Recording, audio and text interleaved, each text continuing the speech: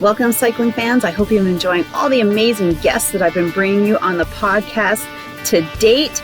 And before we get started, I want to share with you an amazing way that you can coach with me this winter. So if you've been liking all my coaching segments, you're going to love this program. So it's my 16-week online winter road cycling training program. Say that 10 times fast. So I've been doing this program for over 15 years. It's been usually local, but now it's online, which is even more amazing because I can impact more cyclists this way than in studio. The way it works is you're going to learn valuable cycling skills, such as, have you ever asked yourself, first of all, how can I become a create a more smooth pedal stroke? Like, what are the 4 quadrants all these people have been talking about? And how can I get stronger on the hills? So here's the thing. It really comes down to the fundamentals and the basics skills of cycling, which when you get on your bike, you know nothing about.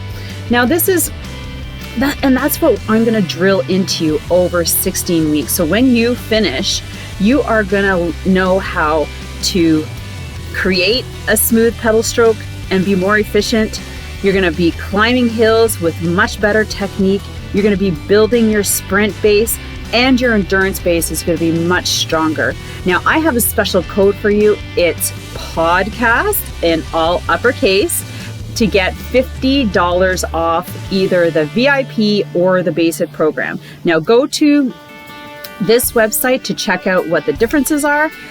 Basically, the VIP is a much greater coaching program. So if you want more personalized coaching, goal setting, and we have a reported 5 to 20% increase in fitness. Can you imagine starting your spring with that kind of increase based on last year? So it's 16wkroadcycling.ca. So that's 16wkroadcycling.ca and use the code podcast to get $50 off. And if you have questions, just email me. I'd love to answer them. And I hope and look forward to coaching you to become better on the bike.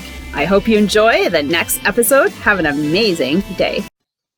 All right, everybody, welcome back to another episode of Secrets from the Saddle, all things cycling podcast with your host, Sylvie Doe. And I am in utter I can't even express my gratitude for having this amazing woman here. She came from a referral, and this is Jill Yesko. I'm bad at last names. I have to admit that. But the reason why and if you are familiar with this name, she's a journalist and a filmmaker.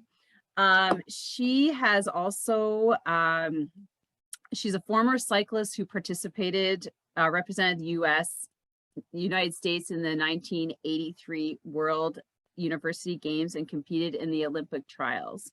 Jill's films include Tainted Blood, the untold story of the 84 Olympic blood doping scandal. So if you haven't seen that, I just watched some trailers. Go check it out on YouTube. Or it's available on Amazon, so you can watch it there. And the film Broken Trust, which talks about athletes abuse, the athletes abuse exposed. So that's with all the gymnasts, I believe. So, but we're going to be talking about those. Jill's writing has appeared in Women's Sports and Fitness, Shape, Fitness Swimmer, and numerous other magazines. She's an author of 2 unclaimed crime fiction novels, and has been filmed or been part of the Oprah magazine. She's a fellow. I hate these intros are really killing me. So you have to bear with me. I'm trying to be cool. She's a fellow at the Center of Sports Communications and Media, Moody College of Communications, and the University of Texas. Jill, I'm so excited to have you here. Like, I am honored to have you as a guest. Hi, the pleasure is all mine. Hi. Thank you. Thank you. Now, I always love to get started as to how you got into cycling, because I know that we're going to, go and talk about the films that you've filmed and what, caused you to, moved you to create those films and getting into filmmaking. So start how you started becoming a cyclist and then how you got into that profession. It's a good story too. Oh, I can't wait. Okay. And I it's love good all stories. Eric Hayden's fault. Remember Eric Hayden? No, but I will look at them. Okay. So I was watching the 1980 Winter Olympics in Lake Placid, and I watched Eric Hayden win all 5 gold medals. He swept all of the speed skating events. And Eric is really cute. Right? He had brown hair. He was like this aw shucks Midwestern boy, and he was an amazing athlete. And so I had a little crush on Eric. Mm. And a few months later, I saw that Eric Hayden was now a bike racer, and he was going to be participating in the Tour of Somerville, which is one of the oldest bike races in the US. It's a criterium. And it was about 10 miles from where I was living. So I was like, oh my gosh, I jumped on my like 45-pound Schwinn Varsity, bright yellow. I pedaled. I don't know how long it took me to go 10 miles on that like crate. And I met Eric Hayden. I met him. He was getting a leg massage. And I was like, oh my gosh, Eric, I'm your biggest fan. And he said to me, because I had cycled over, he's like, are you here to race? And I said, no, I'm just here to watch.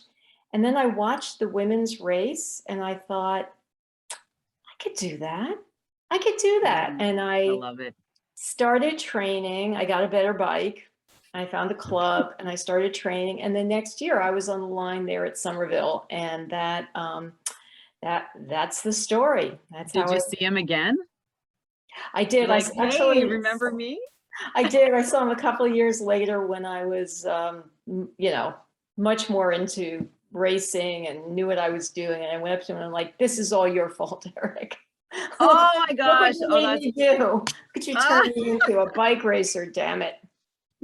Oh my gosh. But I can, so Jill, how did it feel on your first start line in a crit? Because I was just talking to some girls last night in my club, and we're talking about doing a crit. It's at the end of the season, however. I'm like, it's going to be the hardest race you've ever done. And so how did you feel, and how did you feel afterwards? I don't think I remember my first crit, but what I do remember is right from the get-go, it was like I was just born to be on a bike. Like it just felt right. Like this is perfect for my body and my attitude. And it was like rediscovering that freedom, like going on training rides, especially in more rural areas, was like rediscovering that freedom you had when you were a little kid and you like maybe rode farther than you thought you were going to ride, and testing my body out in new ways. I had been a track and field athlete in high school and college, and I was like super skinny and just then my body changed and I became much more muscular and I just couldn't run as fast, and I had to find a sport that would suit my body type, and cycling was it. The muscle does it to you every time. Muscle. Yeah, Yeah. I like muscles.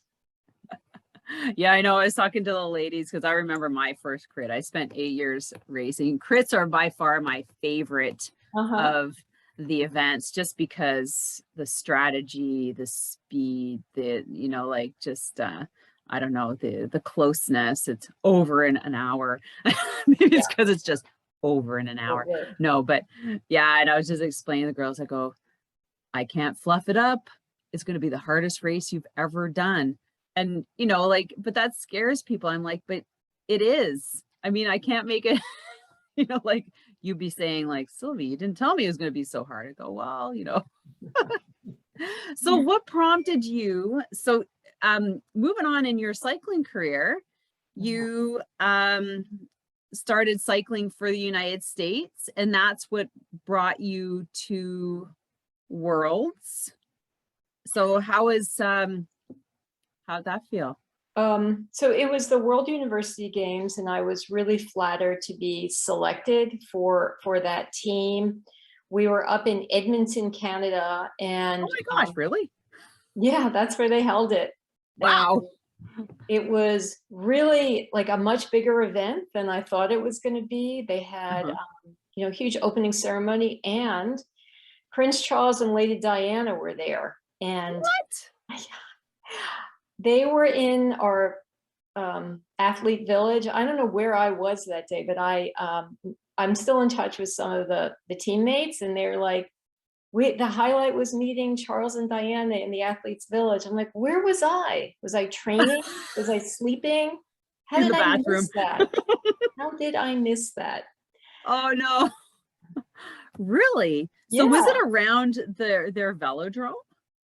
Yeah, they had events in the velodrome. The road course was, I guess there's a river going through. I remember it was like Montreal, the Montreal Olympic course, down and up.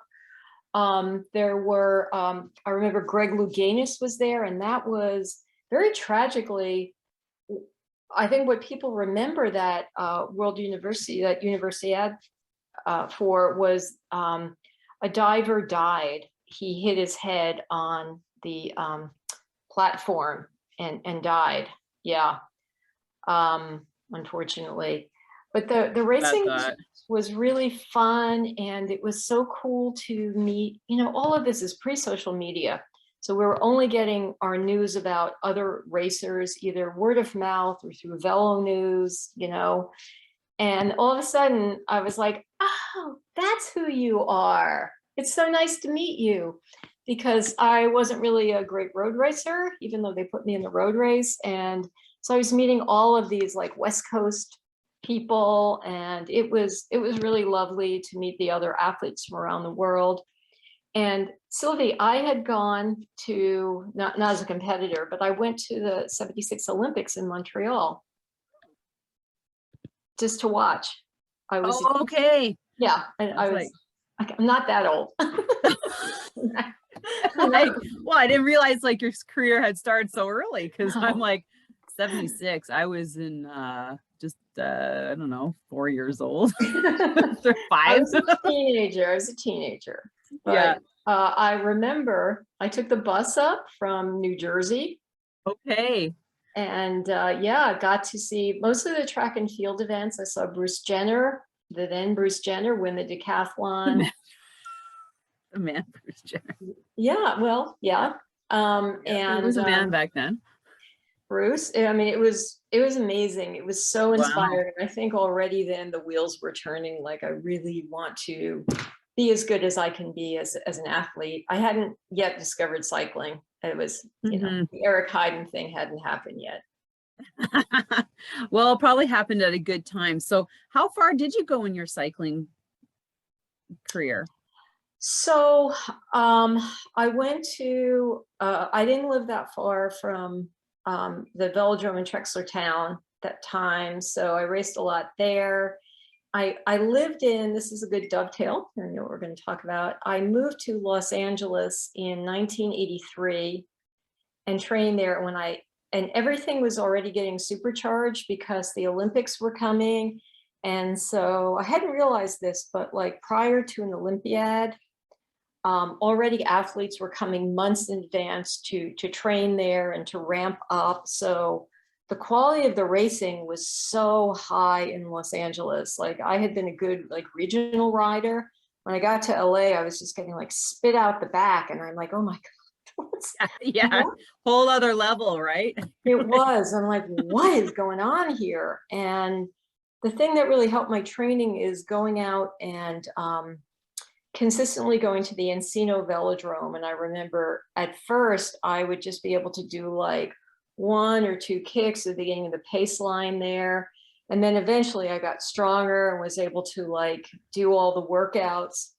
And then we would do this big training race around the Rose Bowl in Pasadena. It was big, flat, kind of like, for your American listeners, very similar like to the course at the National Capital Open, which goes around the ellipse in DC. Big, long, huge oval, but the pace very, very high. And I remember that second year, I was like, it was first race, I was near the front. I'm like, look how strong I am this year. And we were setting up for the sprint and somebody clipped me. And because I was near the front, I mean, this is like more than 50 riders in this. I went down and I just remember everybody piling up on top of me. It was like just, Oh my gosh. you know, it's like every Kurt rider's nightmare. And Yeah. when I finally got everybody off me, my arm was just like, wah. I had broken my arm. And after that, I just felt really discouraged and I moved back east. But I already had, my arm healed quickly and I had quite a good bit of fitness from all of that. But as my writing career went on, I realized I'm getting better, but everybody is like, Yeah.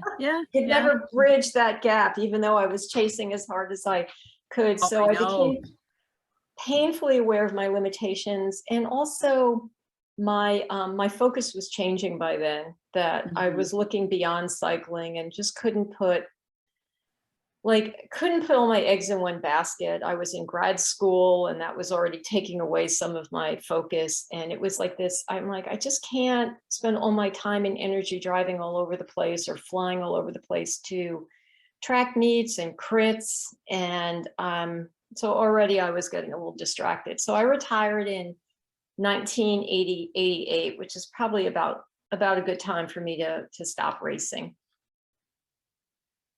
Just stop racing. You didn't stop riding.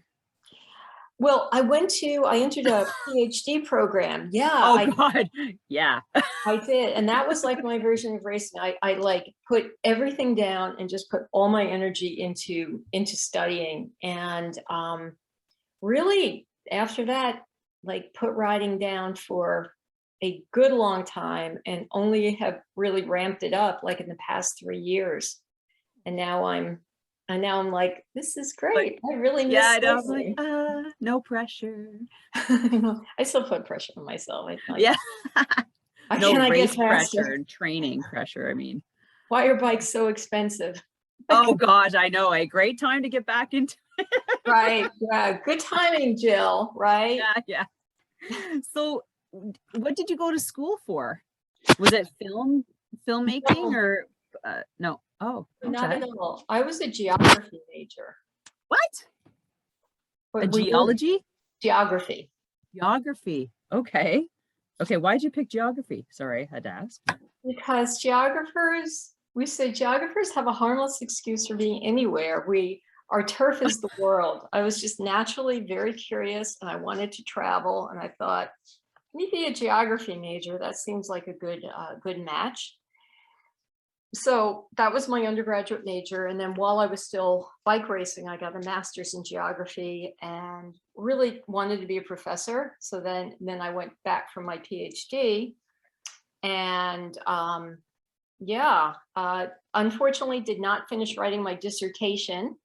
And there's not much you can hit the wall, right? As I say. Are you gonna finish? You gonna bother? No. No. I can't remember geography now. Like that's over now. But all right, so yeah. Oh, go ahead. No, that was it. Wow. Yep. Okay, so then what landed you into filmmaking? Like, so how did that completely go like complete 90 degrees in another direction? What inspired you to become a journalist and start exploring this? Because this is all about the same time, right? 84, actually, this is in the 90s. So when you don't finish writing your dissertation, when you're all but dissertation, it absolutely equips you for doing, like, you have no job training. Like, yeah, washed up academic. That makes you very no, don't say that. No, I had to reinvent myself. And I'd always had a a talent for writing. So I began freelancing articles, and that led to a career in journalism, freelance journalism. Then I became a reporter. And then journalism, it's not in good shape. And I kind of saw the writing on the wall there. And I went into Back then this or was now? oh gosh, this was like 15 years ago. Journalism was already on shaky ground. So I went into media relations and higher education, which was kind of a nice balance. I know this is like not to do with cycling, but it brings a lot of former reporters go into like media relations, right? Because we understand what, what stories reporters like. And I worked for a number of colleges and universities. And it was while I was working for one that my boss said, you know what, you guys, I'm going to teach you how to shoot and edit videos so you can add that to the PR portfolio that we're pushing. And my colleagues were like, didn't want to learn. They're like, ugh. And I know, I'm like, this is great. I'll do it all. I'll do it all. That's right. Just give it to me. Wow, really? They didn't jump on it? It was like, ugh, it's too technical. I don't understand it. There's too many dials. And then I took some filmmaking classes, and I'm like, this is such a wonderful way of storytelling. And then that bit was in my mouth, and I just ran with it. So that's how it happened. It was a late onset of filmmaking, as I tell people. Well, I think you've done some great stuff considering. So then how did you start targeting this particular film, like the blood doping? Did that sort of like throw you back into your cycling world when you're seeing what was happening with the Tour de France? And you're like, I think I need to put this into a film. Like, talk about that, Jill. Well, that actually began, so when I was living and racing in LA, I attended the 84 Olympics and watched the races, right? Mm-hmm. And again, we didn't have social media, so you had to rely on either newspaper coverage. And I was so excited when Alexi Graywall kind of unexpectedly won the men's road race. He beat Canadian Steve Bauer in the sprint, and that was just unbelievable because Bauer was such a strong sprinter. And then I watched the men's velodrome events, and they snatched up so many gold medals. It was really just unbelievable.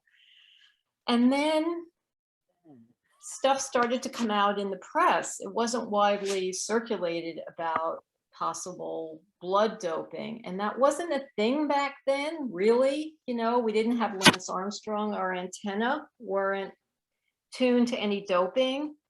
And I wasn't a journalist yet, but I somehow this got tucked away, and I'm like, what is this about? And I wanted to know more, and I always thought, I need to explore this. And then when I got into filmmaking, and I thought, and it post Lance Armstrong, everyone's like, oh, Lance, the first doper. I'm like, not exactly.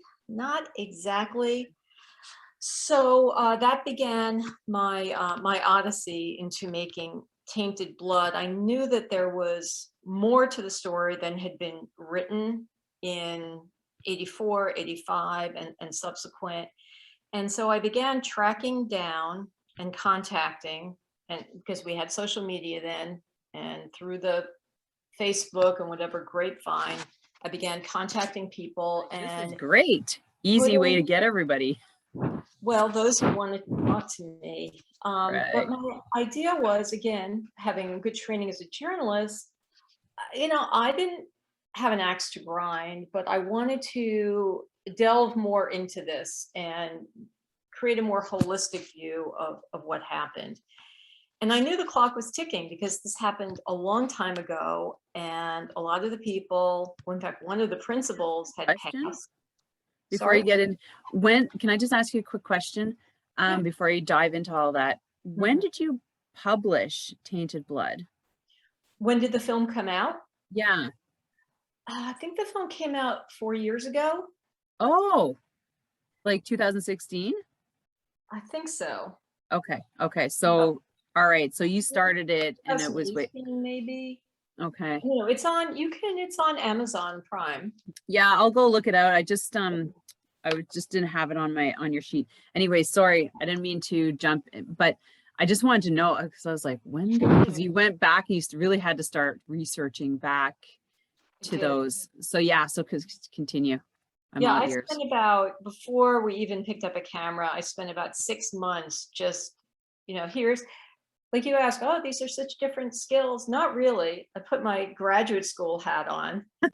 6 months just Good thing. studying, taking notes. I mean, a huge dossier, because I really wanted to get my facts straight and understand what was going on. And so, and then I went about contacting people and was really surprised. I thought so many years have passed and so many more egregious doping scandals have happened that the participants who did the blood doping would be eager to tell their side of the story. And that turned out not to be the case. That was like the most surprising thing. I was like, well, how do you make a story then when 50% of the people won't talk to you? But fortunately, some of them had gone on record and done interviews. NBC had some footage, so I endeavored to put in as much archival footage to tell their stories as possible, and was very fortunate to make contact with Blockus, who is a journalist with the Allentown Morning Call newspaper, a longtime cycling journalist who had covered the Olympics and knew a lot of the principles from the Trexlertown Velodrome. And he was sort of my stand-in. He's like, well, when I interviewed X, they told me this.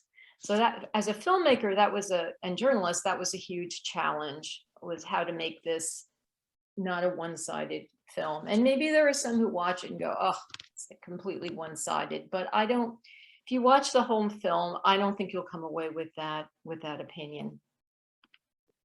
So okay, so because you have Lance Armstrong in there. I mean, I just saw the trailer. Yeah, I didn't interview Lance. I interviewed Betsy Andreu. Well, I saw that you had Oprah in there who interviewed him. We have it. How can you lie to Oprah? And Oprah gives him this, like, we the interview is quite long, but we just use that snippet where the react shot from Oprah is just like, right.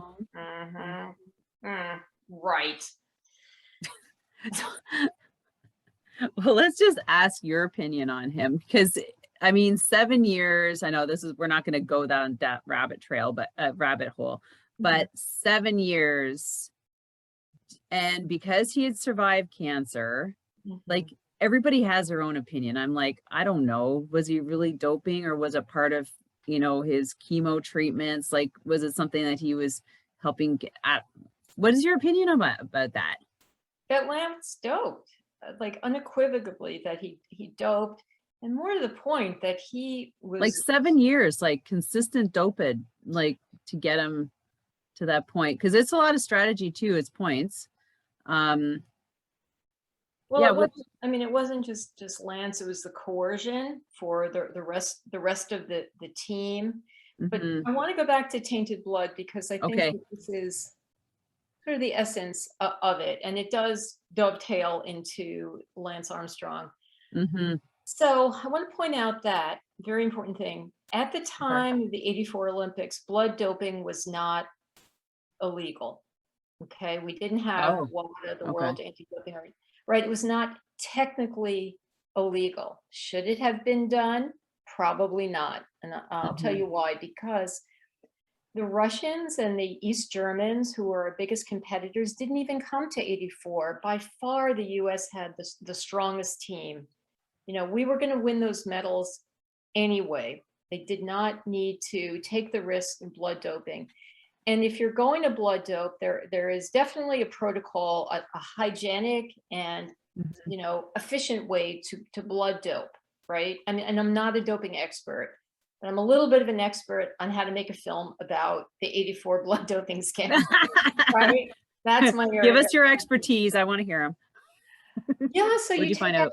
you draw your own blood out, right? And then you spin it down and then reinfuse it. You take the plasma out and then reinfuse it at a specified time before your event, preferably an endurance event, right? So what had happened in '84 is that they didn't, from what I understand, didn't have time, or for whatever reason, the athletes were, in some cases, were not using their own blood. They were using a close relative's blood and reinfusing whole blood, which is really dangerous. And it was done in a motel room just outside the velodrome. And some of the riders got really sick from it. And as you see in the film, I did interview Tom Dixon, who was the sort of official, unofficial team doctor at the time, not the doctor who had directly supervised the blood doping. That's Dr. Herman Falsetti, who I did not interview because he was like 100 years old now and was in California. But there was no need to take that kind of risk.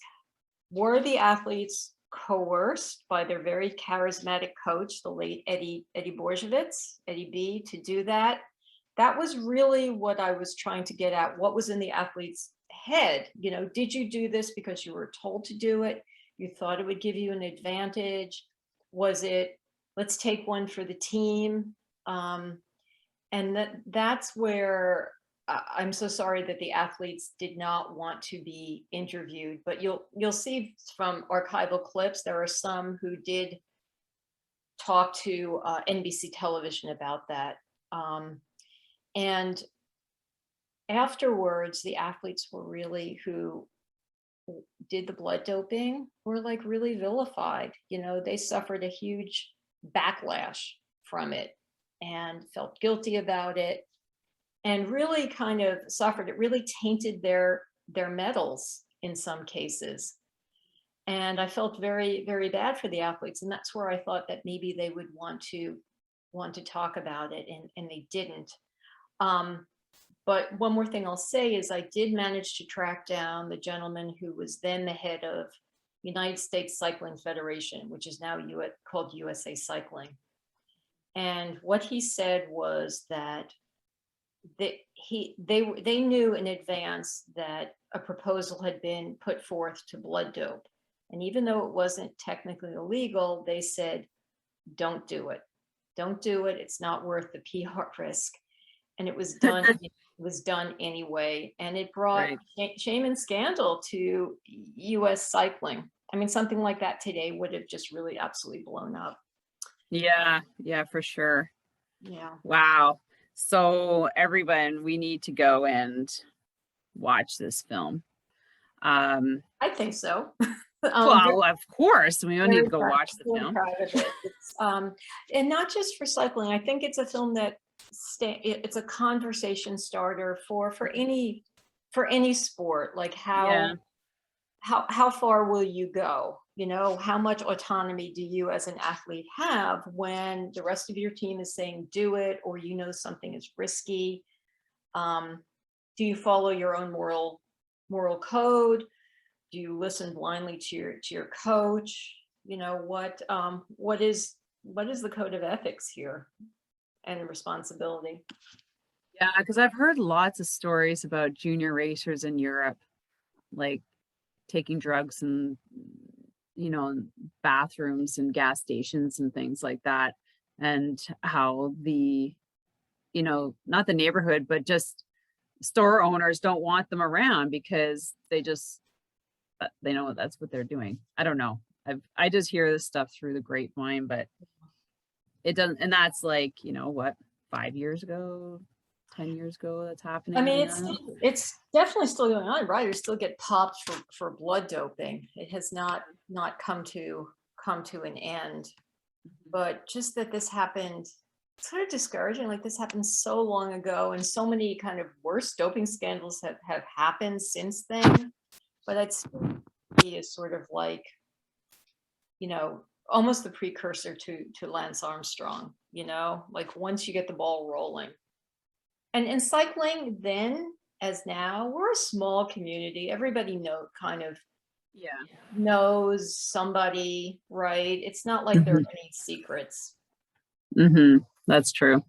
So now, how long did it take you to put that film together? And did you have like a team, or is it just you? No, I know my limitations. I hope you brought like Right. a ginormous team together. I did a little bit of filming. I filmed just some B-roll at Worlds were held in Richmond, Virginia, and I drove down and did a little B-roll filming. But otherwise, I had a camera crew. We filmed interviews all around the country. I had to stop one of the big things about filmmaking is it's really expensive and you have to raise a lot of money. And I was still working full time because I hadn't been able to raise all the money. So I had to self-finance part of it. So I was working full time and making this film. So I think from like the actual time I started researching it to it actually got put up on Amazon was about 4 years. And that's not that much time, really. Is that the only place you can watch it? It's on Amazon Prime. Yeah, I've done screenings around the country too, but you can order on Netflix. It's only Amazon. It's only Amazon. Okay. I have DVDs if you want to buy them. Oh my God. I'll go to Amazon. Yeah. So, all right. Now, moving from that, you then, so when that was done, you then decided, when did you decide to do the next one, the Broken Trust, about the athletes abuse scandals? Yeah. When did that one just like, when did you decide to put that one together?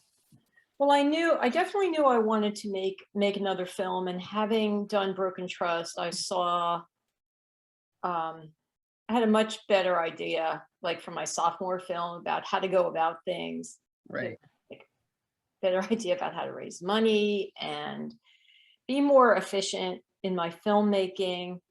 And so this is just about the time, I mean, I had remembered, I've been watching Olympic sports forever, ergo my trip to Montreal in 1970. Right? Forever. And I remember like watching gymnastics on TV, and they would occasionally say, and here's our team physician, Larry Nassar. So I kind of knew who the guy was, and then started reading about what was happening.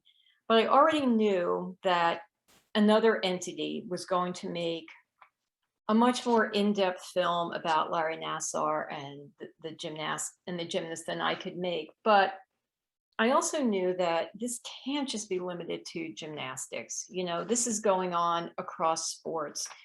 And my idea was to make a film that would interview survivors, right, who were older, who had time to process what had happened and had gone on to become advocates for change. And so unlike cycling, where I actually kind of knew people or knew people who knew people, I didn't really know that many people. So I actually just started cold calling people who I started reading and seeing, this person. And then I was very fortunate. One of my cold calls was to Jessica Armstrong, who was a former elite gymnast who I had read about in the paper, and she jumped on this project. She's like, I'm happy to be a part of it. Let's go. And so I interviewed athletes from gymnastics, speed skating, figure skating, canoeing, sprint canoeing. What am I leaving out? Another sport, I can't remember. And I had one male athlete who very courageously appears in the film. And my idea was, again, I wanted the older athletes because if you go online, you can watch the victim, they're called victim statements, that like almost 100 women who were abused by Larry Nassar said at his sentencing, and they're heart-wrenching. It goes on for over an hour, and you just can't watch it. It's too much, and so many of them are so raw that I thought, if I do a film like that, it's going to be unwatchable. Like it'll just be almost like, porn, right? In a way. So that's why I wanted my film to be a little more solutions oriented. Like I have survived imperfectly, and here's how I'm overcoming it, and here's what we need to do better. And so this film is only a half an hour long, and I made it shorter because I wanted this to be for an educational market. And I have a study guide that goes along with it. And the film has been adopted for courses at colleges and universities and Awesome, nonprofits, Jill. more as a teaching tool. And that's what I mean when I said I wanted this. I had a much more concrete idea of how to make this film and where I wanted it to be. More importantly, I had to get this film out quickly because of the interest in Me Too and Larry Nassar. So this film took a little less than 2 years to do. And very, very grateful. I want to add quickly. I was not expecting 2 years. Like, I guess that's the norm, or that is a quick production of a film. It was a quick turnaround. Right. And I also want to add that not everyone in the film, I want that when sexual abuse happens or any kind of abuse, especially in a team setting, it has that ripple effect. So one of the athletes, speed skaters, her rival was sleeping with the team coach. And as a result of that, there was a lot of favoritism, and she was left off an Olympic team. And so, the consequences of abuse are far more profound than than somebody's direct experience. And I wanted that to come through too. Like it really is something that really affects everyone, from the parents who are maybe don't say anything. So that film has been really widely. I'm in a way weirdly prouder than that. I'm proud of Tainted Blood because it was like such a labor of love. But Yeah. I think that Broken Trust is a film that's going to contribute to the canon, that's moving the dial, and for years to come. I hope so. I feel like we can make more progress with athlete abuse than we can with eradicating doping. I feel like doping is like cockroach, right? Stamp one out, you're going to have another. Yeah. Here we can make some progress. Yeah. Did you find that it was easier to get more people to make testimonials or statements for your Broken Trust video of a movie? Or yeah. Yeah, I think so because of the kind of momentum of Me Too. And I also, when like you, I'm sure everyone watches documentaries. My theory is that I also didn't need to interview thousands of athletes, hundreds of athletes. I needed just a couple of key people to raise points. And I'm so indebted to Craig Marizzi, who is the male figure skater, who his guys don't want to talk about this. And when we interviewed him, he really had not spoken very publicly. And I called Craig. And I remember him saying, "Oh, what the hell? Let's just do this." And I went up to interview him.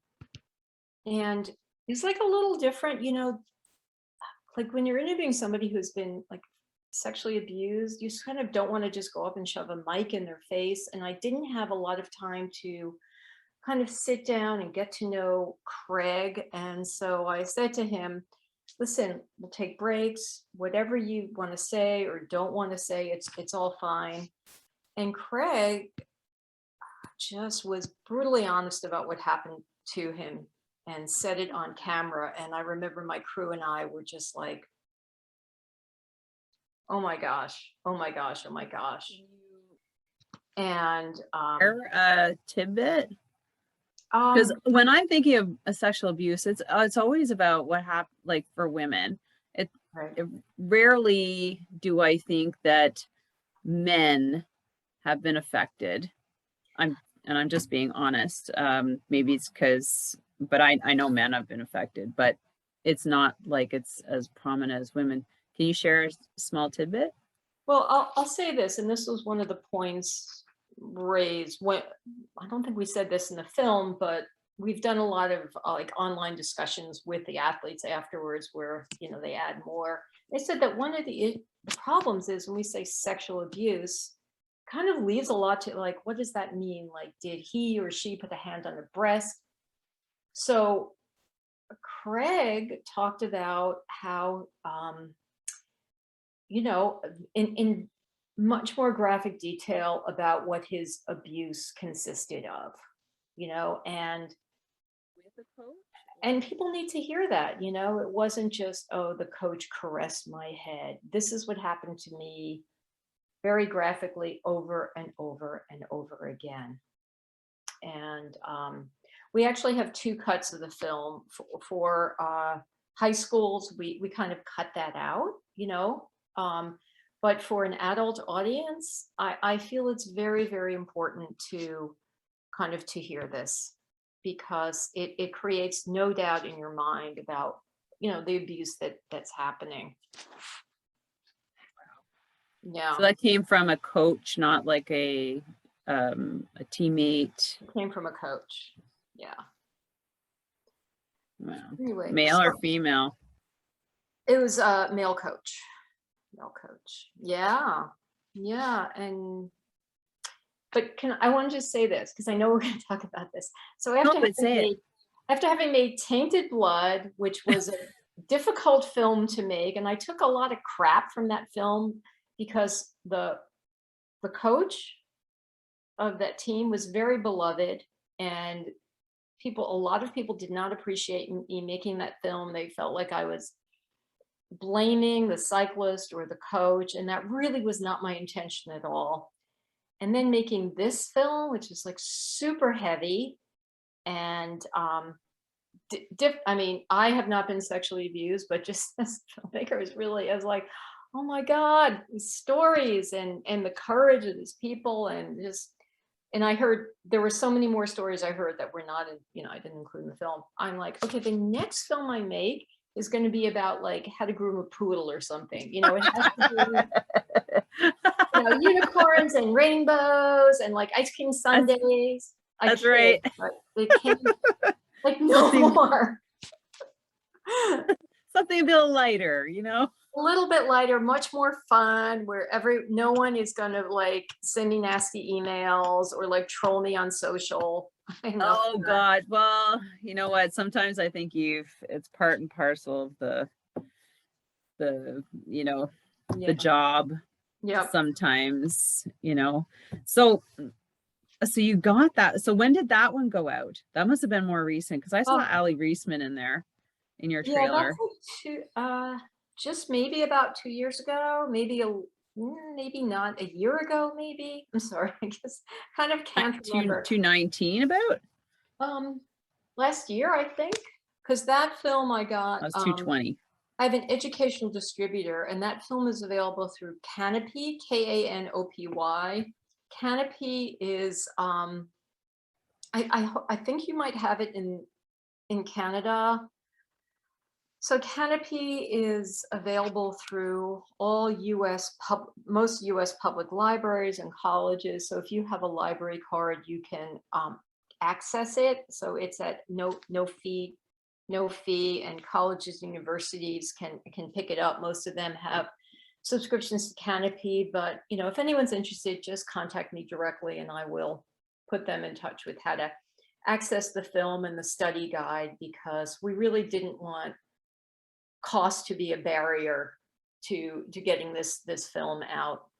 That would almost be a great thing for as a like as a coach and to show it to a team, would you say? Absolutely. Absolutely. Yeah. So, and for all of them to think about, like, if anything come across, just as a knowledge base, because anyways, I mean, I've got kids and don't tell me it doesn't cross my mind, but, like, anyways, it's always good to educate your kids so that they have a better understanding as to what is right and what is wrong, and have those conversations, parents. So, all right, moving along. You have some current projects. Speaking of new film, maybe it's not grooming poodles, but I think it's going to be just as good. Maybe not as light as that, but tell us about your new project. Yeah, I'm so excited about this. I'm so excited. Yes. Okay, so it seems like I'm stuck in the 80s, but that really was my decade. I do love the 80s. It's when everything started. It did. It was like the best decade. Maybe this decade will be the best. 80s were the best. I'm an 80s child, but I was in high school in the 80s and stuck in the 80s. Not my hair though, but but tell us about it.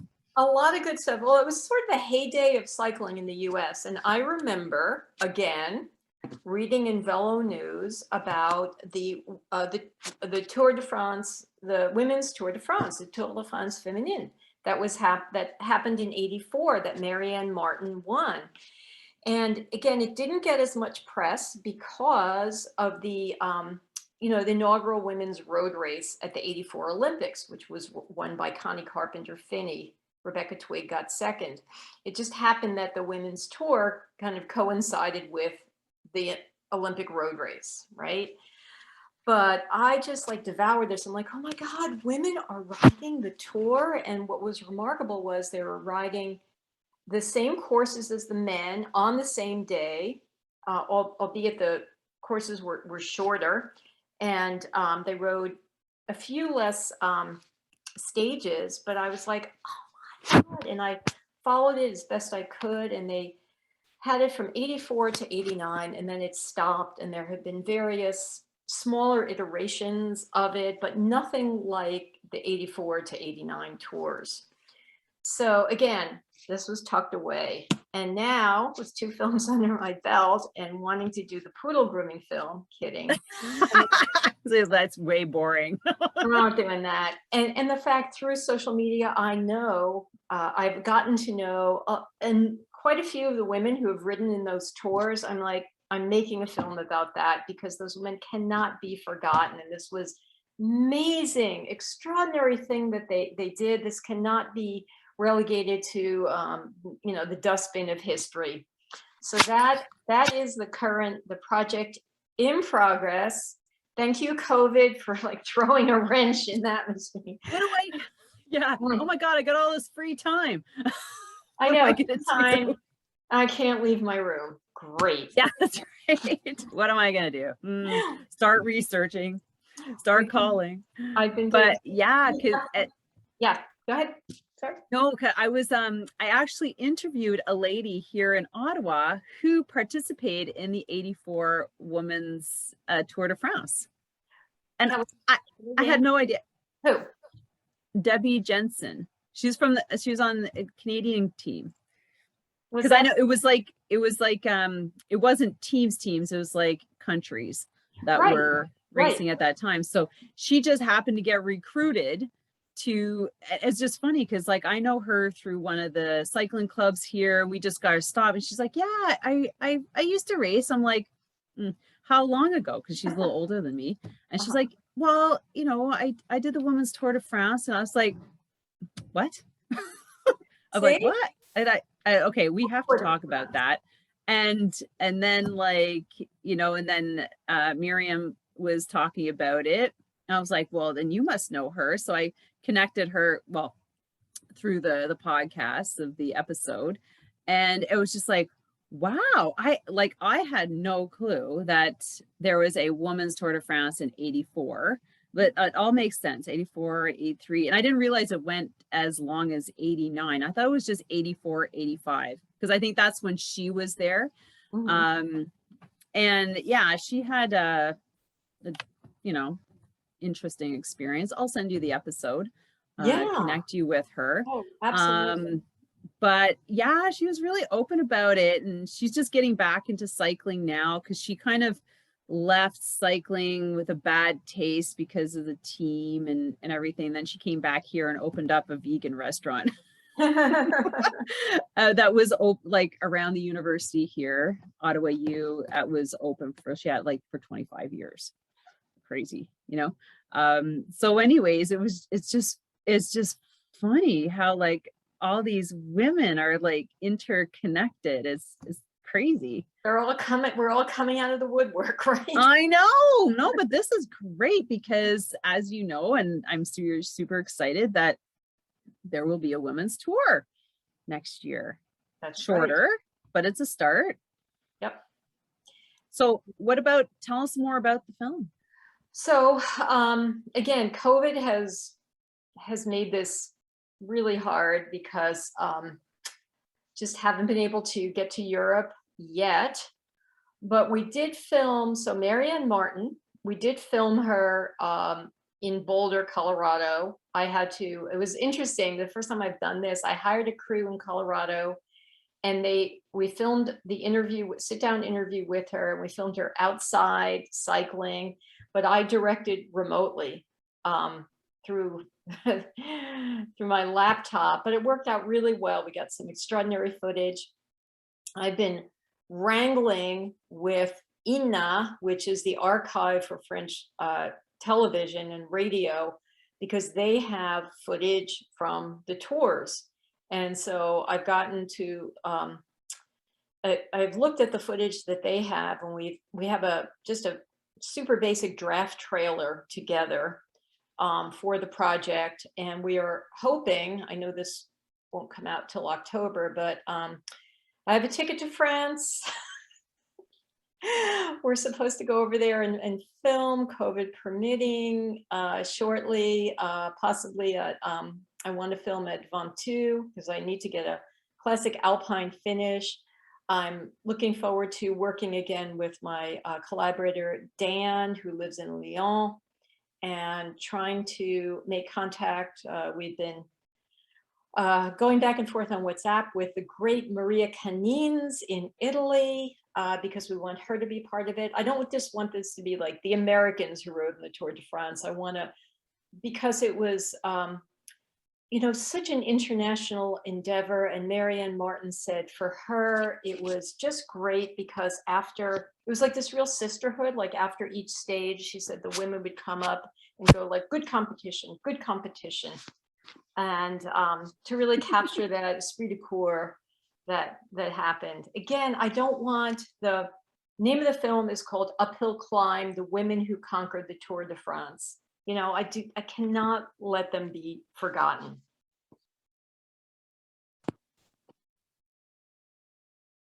Wow. So you're off to France and you're going to finish it. Yeah. Well, I see a lot of girls going over to Europe. I don't know why you're having a hard time. I just saw one a Canadian cyclist heading over to Belgium. I think it's going to be okay. I do. But just a lot of, I have to say, you know, just the logistics of putting this together, of coordinating my flights and hiring a film crew. We're also trying to get a meeting. I have my production partner is based in Paris. He has a French production company, and he's been extraordinarily helpful. And we're trying to set up a meeting with ASO. My goal there is, I know they're not going to give me any money, but I want them to give me my blessing that they won't get in my way with making this film. And really, there's something, I'm like, it's such a love letter to cycling and to ASO for they were so forward looking in the 80s to create this tour and to put women on an equal footing. mean, if you Google, you'll see pictures of the Tour de France winners on the same podium as the men, side by side in the yellow jerseys. Marianne Martin has the same trophy that Laurent Fignon has. I mean, right? Amazing. What happened, right? Like, how did it backpedal so much? I think it just they couldn't monetize it, perhaps in the way that they thought. Maybe it became too burdensome for the logistics of it. I think in the 80s, like women were not as big into cycling as they are now. Like, can you like agree? I didn't get my road bike until like 91. Did I mean, besides, riding, the only thing my father brought home, to town. But I think back in those days, women were not as in tune to sports like men are. But now the 20th century, we've got a lot of women racing, a lot of women on bikes, a lot of women, like online riding and talking more about cycling racing. And I think like this is probably the best time, if any, in the last 2 years, that an exorbitant amount of women have gotten on the bike and are more interested in cycling. That's my opinion after the last 20 years. You would say that because, and maybe it's different in Canada, or I'm just not paying as much maybe attention, or maybe it's because I raced in the 80s and I felt like, that was the golden age. But I can say, like, even in the US, there aren't that many. Like, we used to be able to just find multiple races every weekend. And now you have gravel is really big. And I do agree that, the online racing is huge. And I have women I ride with here, in my community now. And I may not be, I'm 60 years old. You look fabulous. Riding keeps us young. No, oh, it does. The same age. And collagen doesn't hurt. Where's my ring light when I need it? That's right. Did you know on Zoom there's actually a feature for a beauty feature? There is. I don't know if my version of Zoom has it. I have the free version, so I don't know if it has like the anti. I don't know. I do pay for mine. But it's a setting, but you should go and check it. I'm pretty sure I have mine on. Takes away all the wrinkles. But I'm 63. There, I've said it. I've come clean. Well, you look fabulous for 63. Thank you. And so I'm super excited about it. But yeah, I think like now is, cycling, maybe not cycling race, but like you said, gravel is coming up. I mean, so whether it's gravel, whether it's road, women are getting more to the start line. It's always been a struggle because I raced from 2005 to 2013. And women on the start line, it wasn't always a massive group. But then again, I was here in Quebec, and the problem here in Quebec has changed in some of the other provinces, is that the categories they've not changed them. Women, there are 2 categories, 3. Senior 1, 2, masters, 30 to 40, and then 40 and above. So you got 3 categories for women. So there's absolutely no way for women to develop as athletes in our province. And I'm going to try and change that this year. Like the US, they have categories 1 to 4 or 1 to 5. 5 being like you've just first time on the on the start line, and you have your levels to progress to, which is good because we all need those to progress in performance and experience to move to the next level. And Ontario just adopted it. I'm like, what the hell is going on with my province? Like, why are they still sticking to these stupid categories? I hate to say, like, men have like 5. you know, and I'm like, okay, I'm just gonna have to suck it up and get a couple people and go to the AGM and raise a little shit. Because if I want to get back into racing, I'm gonna suffer. And if I want to bring other women my age, I'm 50, to races, then it's so unfair, and it doesn't motivate anybody to come back, or, you know, to stick with it, in my opinion. You know, so it's really hard to try and convince women to develop themselves as a cycling racer at at any age, because it's, you know, you turn 20 and you're racing with like seniors, 1-2, those are like pro levels for 10 years. I mean, you know, it's good for maybe one event, but you know what I mean, to be at that. Anyways, that's what's happening right here, right now. I think it needs to change, but anyways, so when is when do you suspect your uphill climb movie going to come out?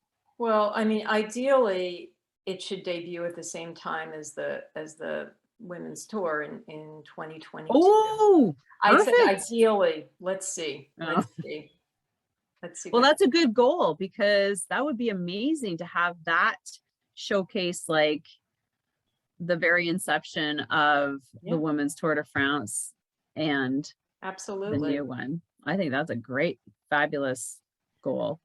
I do too. I'm rooting for you. Thank you. Thanks. And if I can help, I'll connect you with Debbie. Yeah, she might be a good person. And also, you know, Marilyn Trout, who raced the tour, she lives in Colorado now, has been really helpful. I'm blocking on what her racing name was. Valerie Simonet from France has been great. Who else? Janelle Parks Graham, who lives in Australia, but she can't leave us.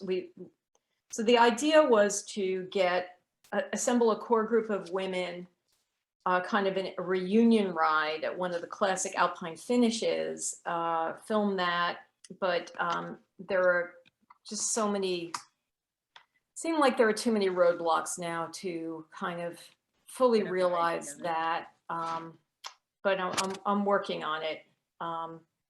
You're gonna have to cut and paste them in, you know. Just like, I have to tell you, the main problem is like I have not been able to raise the money that I wanted. So this, like, give me money so I can afford. I can't just ask, you know, like, hey, meet me at Mount Ventoux. You know, right. Ideally, it would be like I can pay your airfare and a night's lodging, so you can come here and be filmed. I mean, I think that's really only fair. Right now, we're planning on having Inga Thompson. We're going to hopefully film a sit-down interview with Marianne Clignet in Paris. I'm trying to convince her to come to Ventoux. Trying to get one of the French cyclists to also join us on Ventoux, and then at some point get over to Italy and interview Maria Canins in the Dolomites. She lives in Alta Badia, which is like a 5.5-hour drive from Milan. I mean, I was like, oh my God, you might as well be living on Mars. So you're gonna have to do some fancy editing, I think, Jill. We'll be able to. I'll find where there's a will, there's a way. I will figure this out. Give us a little video of you coming down a hill climb, and then you'll take that and have everybody kind of coming off their hills, and then have them all standing together. I don't know.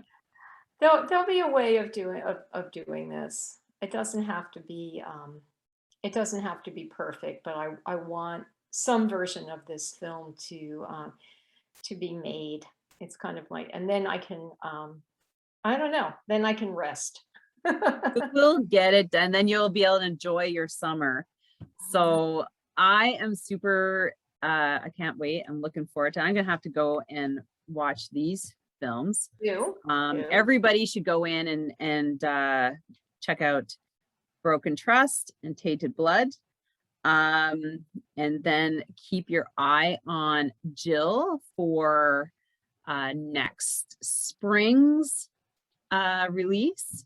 And I want to thank all of our listeners for coming out and listening. And please share this with somebody. And if you happen to know someone who can help Jill with her funding project to get this done quicker, you're looking for money, right, Jill?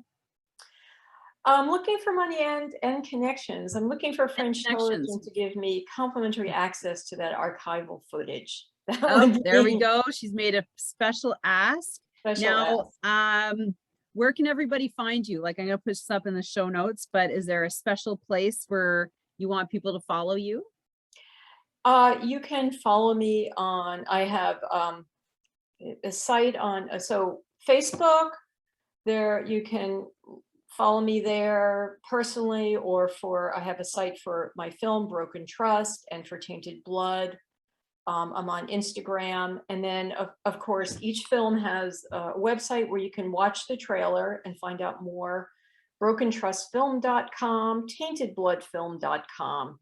And then there's a contact form, you can get to me there. So pretty easy to find, not hiding. Just Google her like I did and you'll find her. There you go, that works too. And don't forget to follow me on Instagram. Now, I just want to thank everybody, and don't forget to share and provide, maybe give us your biggest takeaway. Go watch this on YouTube where you can see us both, and have yourself an amazing day. Thank you so much, Jill. I am so honored to have been able to talk with you and now know you, and I will be thinking about you, and maybe I can help you with some contacts or two. So with that, thanks a lot, Jill. Oh, thank you. Have a great day. Bye, everybody.